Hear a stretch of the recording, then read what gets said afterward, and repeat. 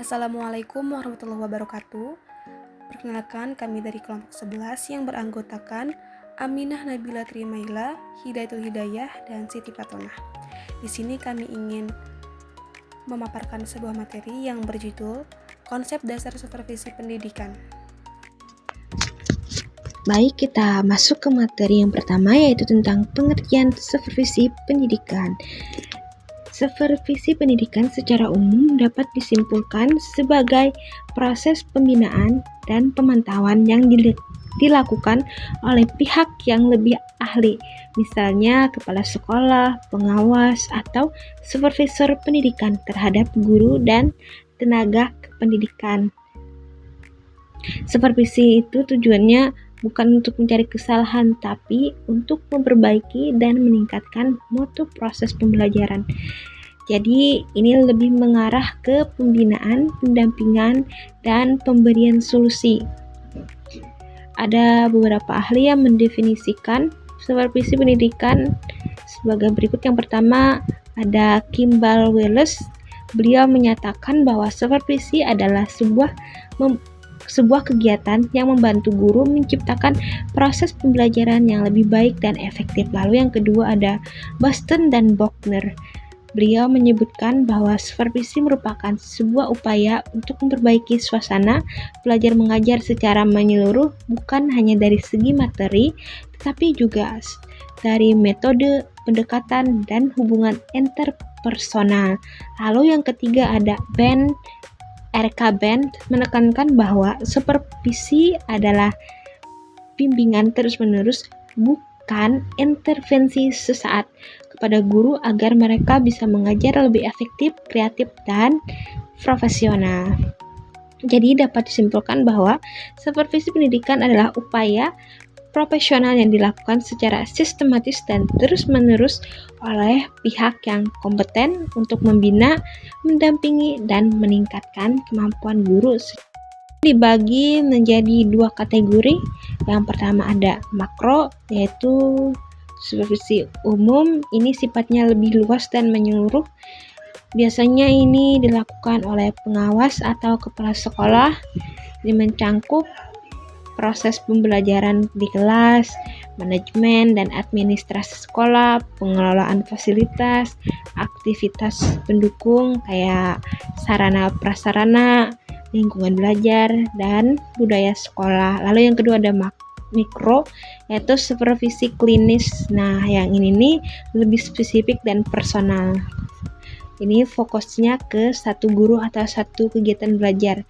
Bentuknya tuh kayak diskusi langsung dengan guru, observasi langsung di kelas, pemberian masukan setelah kegiatan pembelajaran. Ini disebut juga klinikal karena mirip kayak relasi dokter dan pasien. Pendekatannya tuh bersifat individual dengan diagnosis masalah dan terapi atau yang bisa disebut solusi yang sesuai. Nah, sasaran utamanya tuh guru sama tenaga kependidikan seperti tata usaha, perpustakawan, kepala laboratorium, sama staf pendukung yang ada di sekolah itu. Ruang lingkup supervisi. Yang pertama, supervisi dalam administrasi personalia, itu untuk melihat apakah ada kartu pegawai, soal kenaikan pangkat, soal pembagian tugas, dan lain-lain.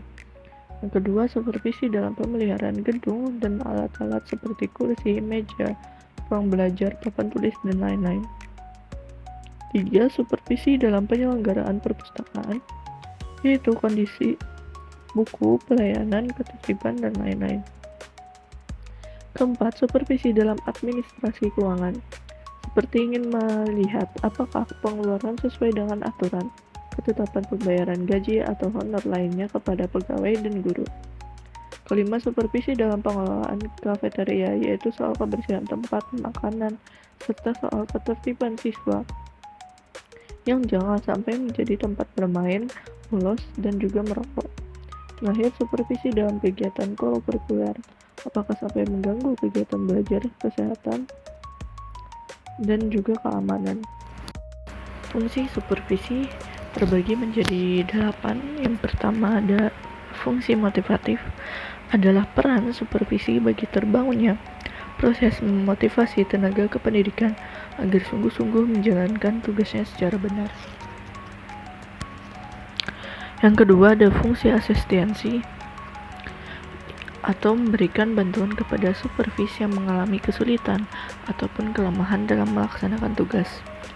Yang ketiga, fungsi empowering adalah tugas fungsi supervisi untuk memberdayakan baik bersifat power to, yaitu memberikan kemampuan maupun membangkitkan kemampuan power in menurut bakat kompetensi supervisi sehingga kinerjanya semakin baik dan profesional. Keempat, fungsi improvement atau peningkatan kualitas baik dalam bentuk kemampuan koordinatif, wawasan supervis ataupun menyempurnakan kualitas sehingga bertambah bagus. Kelima, fungsi evaluatif itu memiliki kegunaan untuk menilai. Dari penilaian beban kinerja supervis itu dapat diberikan umpan balik atau feedback untuk kelancaran dan perbaikan mutu termasuk guna keperluan efektivitas koordinasi semua usaha sekuler atau efisiensi kepemimpinan pendidikan serta pengintegritasan tujuan dan penselarasan keterampilan tenaga kependidikan. Keenam, fungsi korektif yaitu peran supervis untuk menemukan dan memberikan tahu apa kerjaan yang keliru atau tidak tepat.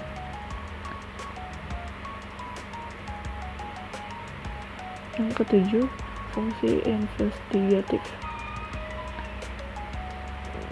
itu berarti supervisi dalam perannya bersifat memiliki atau mencari keterangan. Yang kedelapan ada fungsi akseleratif adalah fungsi supervisi untuk mengadakan kondisi percepatan pencapaian tujuan sehingga supervisor dapat berfungsi sebagai guide. Selanjutnya ada tujuan supervisi.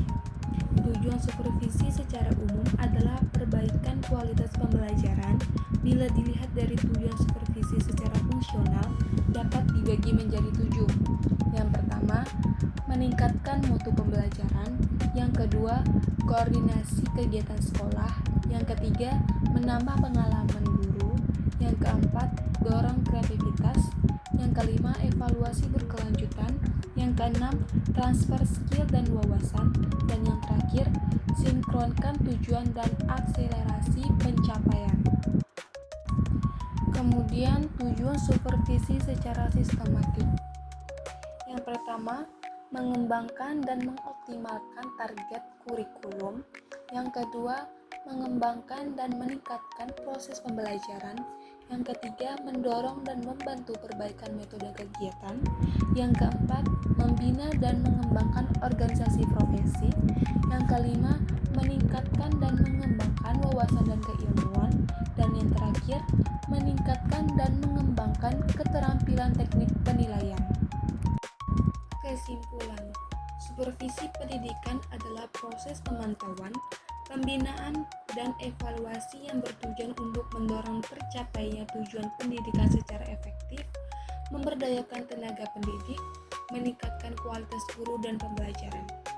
Sekian presentasi dari kelompok 11, kurang lebihnya mohon dimaafkan. Wassalamualaikum warahmatullahi wabarakatuh.